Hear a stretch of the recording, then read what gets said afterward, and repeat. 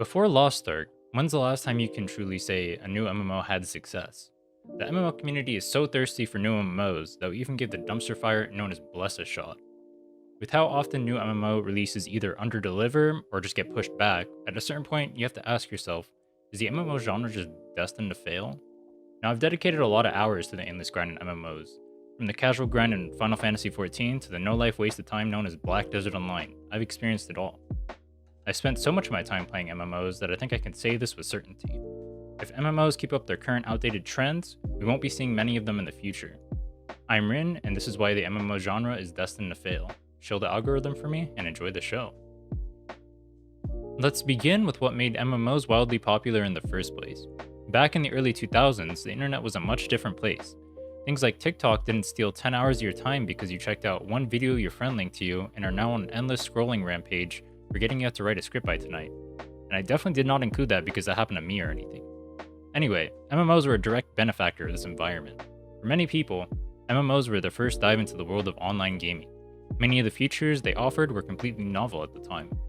For instance, social interaction in MMOs was completely unrivaled. Now, instead of being a boomer and having to call someone to talk to them, and instead of being a dirty forum dweller, you can now talk to them by typing with your super kawaii 128 pixel avatar. Are you a loser like me who doesn't have any friends that you could talk to with your 128 pixel kawaii avatar? Well, fear not, because you can also make new friends from the comfort of your own chair. Players could join guilds, interact with random passerbys while grinding, or just sit in the main town for whatever game you're playing and spend all day chatting. The social interaction experience in MMOs was completely unprecedented and a great introduction to gaming in general. MMOs also offered a large variety in gameplay. Many of the features seen in MMOs were experiences players had not had before. There were large-scale PvP battles, featuring entire realms being pitted against each other. Dungeons and raids offered hours of fun and memories you created with your friends. You could roleplay the lives your ancestors had, living and dying by the way of the land. And by that, I mean pressing one button to catch a fish and another button to cook it. Very immersive. As I mentioned before, if you want to talk to others and just not play the game at all, well, MMOs have you covered for that as well. MMOs offer an amazing first look into many systems that were not fully developed, and having them located all in a singular game was extremely convenient, especially at a time where searching for things was not as optimized as it is today. For better or worse though, we no longer live in the 2000s. One of the biggest issues MMOs face today is that while giving surface level experiences for all these systems was great 20 years ago, it is the current year, and we're striving for better. The gaming market, and honestly just the content market in general, has never been this competitive before. Due to the nature of MMOs, they need to branch out into multiple types of content. This, however, leaves them extremely vulnerable to other games or softwares that want to specialize in a singular type of content. Let me demonstrate why this spells doom for MMOs. While MMOs had a monopoly on online social interaction between gamers, this is no longer the case. From MOBAs to FPSs, and honestly even single-player games, interacting with others online has never been easier. I'm pretty sure every single person watching this video is a gamer, so you already know where I'm headed with this. Discord. Discord has completely obsoleted any need for reliance on games to interact with others. If you're looking for pure social interaction, Discord lets you talk to anyone, at any time, regardless of what game you're playing or what you're doing. No more are the days of being tied to a game to talk to your friends. Even if you don't have friends to talk to, you can easily find a server for whatever niche topic you feel you belong to. From Star Wars fanatics to dirty weeaboos, Discord has you covered for everything. Discord is so overpowered that even the people who play MMOs require you to join a Discord dedicated for their server for guilds or whatever you're doing in that game, because they know it's 1,000 times better than anything their game can offer. While writing the script, I noticed one other thing that eclipses social interaction in MMOs, and that's VR chat. If you want the immersive experience of being a 30-year-old dressing up as a high school anime girl in a maid outfit, talking to other 30-year-olds doing the exact same thing, well, you don't have to look any further than the virtual world.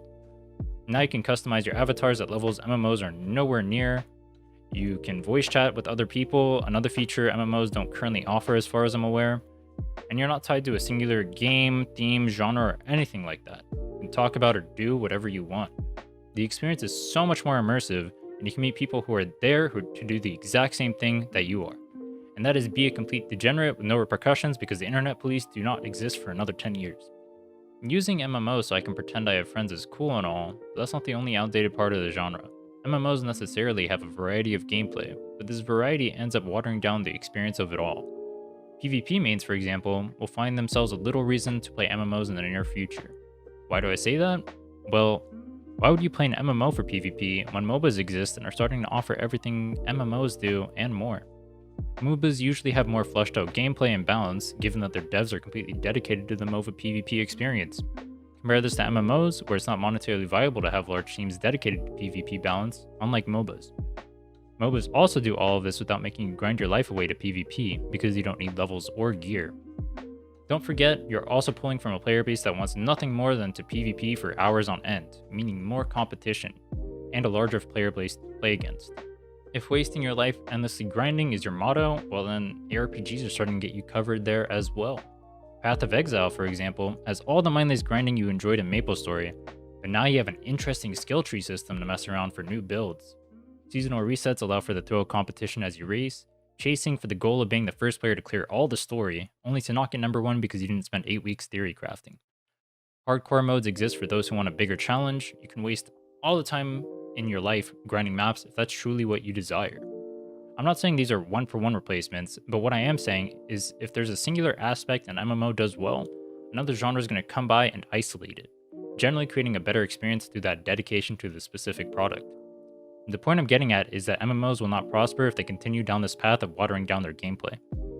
This road is one where MMOs die from 1,000 cuts. There doesn't need to be a big WoW killer to come in and kill it in one fell swoop. People will find a genre that matches whatever niche they enjoyed in MMOs, and little by little, more and more people will start pulling away from MMOs, not going back because the genre ends up offering them a more fulfilling experience for that thing that they actually wanted. There is, however, one system I will give MMOs the current king status to. That is the raiding experience. I've yet to see a genre that gives me anything near the experience that raiding in Final Fantasy or WoW has given me. Trying to progress with a group of friends on a giant challenging boss where one mistake makes us all regret our life decisions because it wipes us at 5%, there's nothing really quite like that. The day we see co-op multiplayer games replicate this experience, though, may very well be the day that MMOs no longer have a chance, but I have yet to see it, and it probably won't happen for the near future. There are many other reasons why I believe MMOs will face major struggles. Monetization models for MMOs are hard to sell, content drought makes it so people quit in droves, the impossible barrier of entry that makes innovation nearly impossible. Unfortunately, we haven't the time today. If you're more interested in these, let me know down in the comments below. Like, comment, subscribe if you haven't already to help the algorithm, and until next time, take care.